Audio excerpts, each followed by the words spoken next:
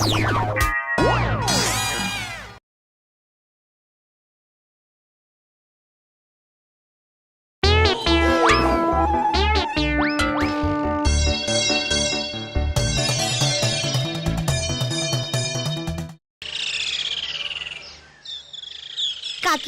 ও কাকিমা, তুমি আমাদের আজকে নিমন্ত্রণ করলে কেন গো?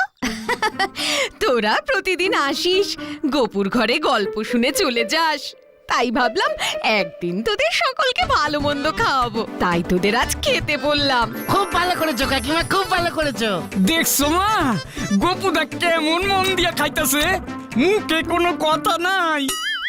শোন গদাই, প্রাচীন কালের মুনি ঋষিরা বলতেন, খাইবার সময় কথা কইও না, খাদ্য ভালো করিয়া চিবাইয়া চিবাইয়া খাইবে, কথা কহিলে চিবানোর কাজে বিঘ্ন ঘটিবে, ইহাতে বিষম খাইবে।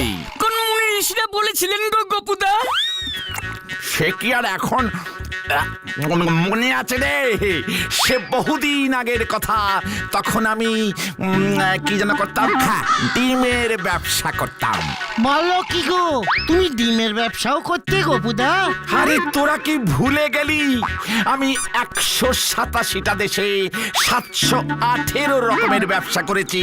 ও সব ব্যবসার কথা থাক এখন, আগে খেয়ে নাও তো, এরপর দই আছে কিন্তু। দই? কতদিন দই খাইনি। শেষবারের মতো দই খেয়েছিলাম মানস সরোবরের পারে বসে, বাবা থম্বমুনির আশ্রমে।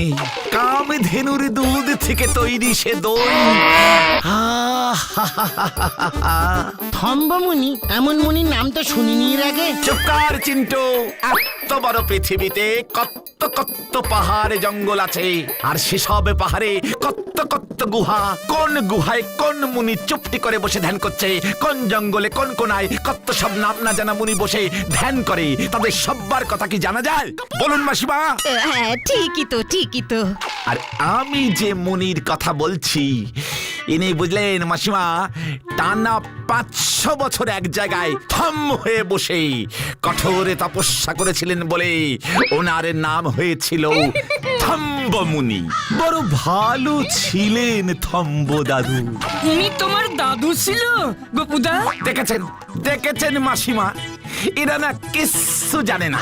অত বয়স্ক একজন মানুষকে দাদু বলে ডাকবো না তো কি জেঠু বলবো?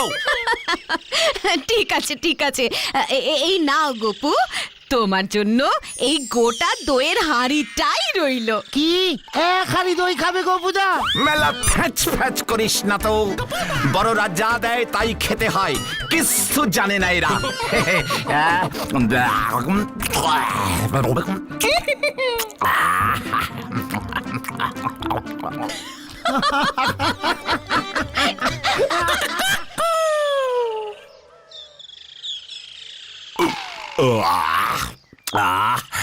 আজ অনেক দিন পর বেশ জমিয়ে খেলাম, কি বলিস? কেন মা তোমারে যে রোজ 2 বেলা কইরা খাইতে দেয়, তোমার পেট ভরে না? ওরে ওগুলো তো ডেইলি ফুড, আজকেরটা তো ছিল স্পেশাল। হোটেলে দেখিসনি, ডাল ভাত মাছ সবজির মিল 20 টাকা, স্পেশাল মিল 50 টাকা। একেবারে কারেক্ট বলেছো গোপুদা। চিন্টু কথাটা কারেক্ট না, ওটা হবে কোরেক্ট। কোরেক্ট, CORRECT। ঠিক আছে ঠিক আছে, এসব কথা এখন থাক। শোনো না গোপুদা, তখন তুমি ওই ডিমের ব্যবসার কথা বলছিলে না, সেই ব্যাপারটা একটু খুলে বলো না গো গোপুদা। ঠিক ঠিক ঠিক, বলো বলো না প্লিজ। বলছি শোন, সে অনেক দিন আগেকার কথা। আমি তখন ইস্তালভিয়ায় থাকি। ইস্তালভিয়ার লোকরা শুধু ডিম খেত। ইবাস, শুধু ডিম আর কিচ্ছু খেত না?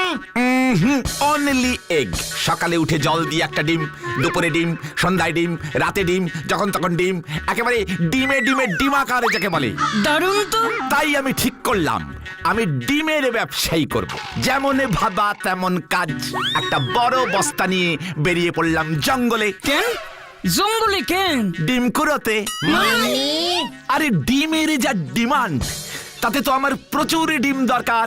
আর জঙ্গলে এত জন্তু জানোয়ার এখানে সেখানে ডিম পেড়ে বেড়ায়, খামোখা নষ্ট হয়। আমি তাই রোজ সকালে উঠে জঙ্গলে গিয়ে ডিম কালেক্ট করতাম। আরে জিও গপুদা জিও। বনমোরগ, বনহাঁস, কুমির, ভ্যারাইটিস পাখি, এমনকি যেদিন ডিমের ডিমান্ড বেশি থাকতো সেদিন বুনো ছাগল, বুনো হাতির ডিম পর্যন্ত কালেক্ট করতাম। মোরগ, ছাগল, হাতি এরা ডিম পারে নাকি? আলবাত পারে, একটু কষ্ট হয় পারতে, কিন্তু পারে। মনে রাখিস এরা সকলেই যাকে বলে বুনো। জঙ্গলে সবার সাথে মিলেমিশে থাকে। ওর দেখা দেখি ডিম পেড়ে দিত। হেভি কম্পিটিশন ছিল ওদের মধ্যে। ঘোড়ার ডিম কুড়াইতা না গপুদা? খুব দরকার না পড়লে নিতাম না। আসলে ঘোড়ার ডিম হেভি ভারী হতো তো। তুমি সাল সাল জিও গপুদা। তারপর কি হলো গোপুদা? ব্যবসাটা ভালোই চলছিল বুঝলি, কিন্তু একটা ঘটনার পর আমি ব্যবসাটা ছেড়ে দিলাম। কি ঘটনা? কি ঘটনা গপুদা? বলো বলো বলো। শুনবি? তবে বলছি শোন। ওই স্তাল ভিয়ায় একটা খামার বাড়িতে এক কৃষক আর ওর বউ থাকতো। আর ওদের সঙ্গে থাকতো একটা মোরগ, গুটি কয়েক হাঁস। একদিন হলো কি, বুঝলি জুজু, আমাদের মালিক বড় ভালো মানুষ। দেখো না কত কত খেতে দেয় আমাদের, কত যত্ন করে। ঠিকই বলেছো, কিন্তু ওর বউটা বড্ড খারাপ। সব সময় মালিকের সঙ্গে ঝগড়া করে। আমাদেরকেও তো ঠিক মতো খেতে দেয় না। সেদিন মালিক শহরে গেল আর সারাদিন আমাদের না খাইয়ে রাখলো। এই, একটু সাবধানে থাকিস। বেশ কিছুদিন ধরে ওই বউটার গতিবিধি আমার একদম ভালো লাগছে না রে। আমারও কেমন করে আমাদের সঙ্গে কথা বলছে জানো? আমার বাচ্চা দুটোকে সেদিন লাঠি দিয়ে মারতে গেছিল। বলিস কি রে? হ্যাঁ, এতটুকু মায়া দেয় নেই ওর। বড় চিন্তা হয় বাচ্চা দুটোর জন্য। কোথাও যদি চলে যেতে পারতাম। চলেই যা। শোন, অনেকক্ষণ হেঁটেছি, আর আমাদের কেউ ধরতে পারবে না। তোদের নিশ্চয়ই পা খুব ব্যথা করছে। হ্যাঁ মা, হ্যাঁ মা। তার থেকে বরং এই পুকুর পাড়েই আমরা থাকবো। দরকার মতো জলেও চড়তে পারবো আমি, আর তোদেরও সাঁতারটা শেখাতে পারবো। কি মজা, কি মজা। মা, দেখো, একটা ছোট্ট পিঁপড়ে জলের মধ্যে পড়ে গেছে। ওকে বাঁচাও। ঠিক বলেছিস সোনা, ওকে বাঁচাতেই হবে। তোরা এখানে থাক, আমি যাচ্ছি।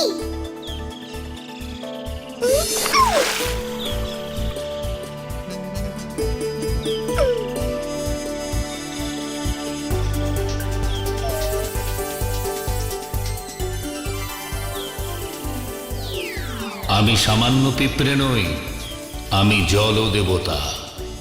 আমি তোমাদের এরূপ সৎ কাজে খুবই সন্তুষ্ট হয়েছি।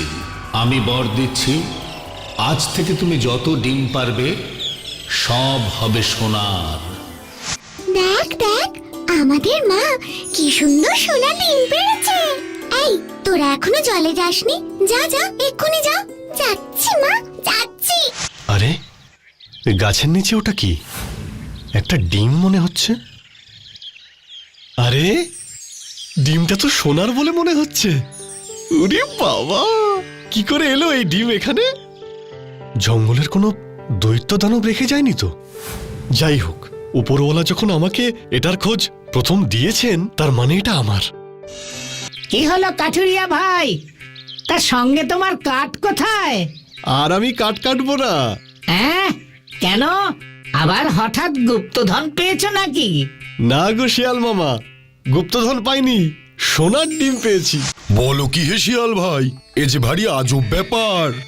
বলছি কি মহারাজ, দরকার হলে সেই কাঠুরিয়াকে তলব করুন, সব জানতে পারবেন। সোনার ডিম কি মামুলি জিনিস নাকি? জঙ্গলে কি ছড়িয়ে ছিটিয়ে থাকে? একই কাণ্ড বলো দেখি মন্ত্রী। সত্যি আজব কাণ্ড মহারাজ। জঙ্গলটা যখন আপনার, তাই জঙ্গলের সবকিছু মানে ওই ডিমগুলো আপনারই প্রাপ্য। সেনাপতি, সেনাপতিকে ডাকো। বলুন রাজামশাই, কি আদেশ? এক্ষুনি শিয়াল ভাইকে নিয়ে কাঠুরিয়ার বাড়ি যাও।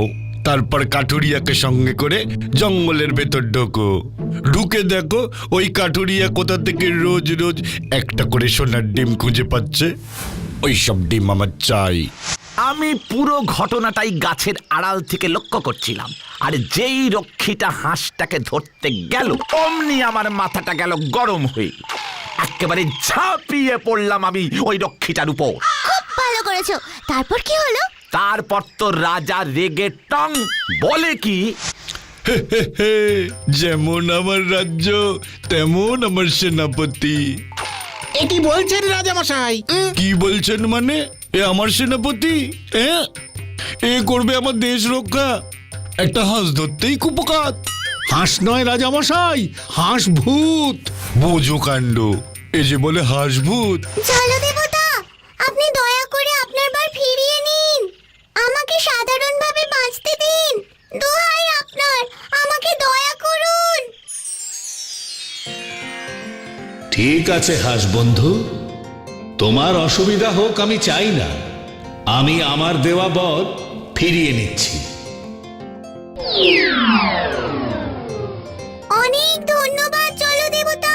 বাবা, এত কাণ্ড ঘটে গেছে এর মধ্যে। ঠিক করেছিস, চলো এসে জুজু। তোরা চলে যাওয়ার পরে এখানে আমারও আর ভালো লাগছিল না। কিন্তু মালিকের বউয়ের কি খবর? তোরা চলে যাওয়ার পর বউটা অনেক ভালো হয়ে গেছে, আমাকে খেতেও দেয় ঠিক মতো। ও মা, এই দেখো জুজুরা আবার ফিরে এসেছে। যাক, আমাদের ঘরটা আবার ভরে উঠলো। আমরা সবাই মিলেমিশে মজা করে থাকবো।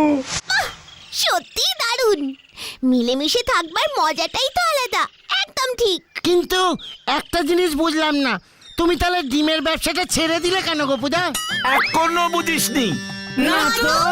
ওই যে সোনার ডিম, জল দেবতা ওর বর ফিরিয়ে নেবার আগেই তো আমি অলরেডি 10-12টা সোনার ডিম কালেক্ট করে নিয়েছিলাম। এরপর আর কি ব্যবসা করবার দরকার আছে বল? ওই সোনার ডিম বেচেই আমার পরের 10 বছর দিব্যি চলে গেল। গোপুদা!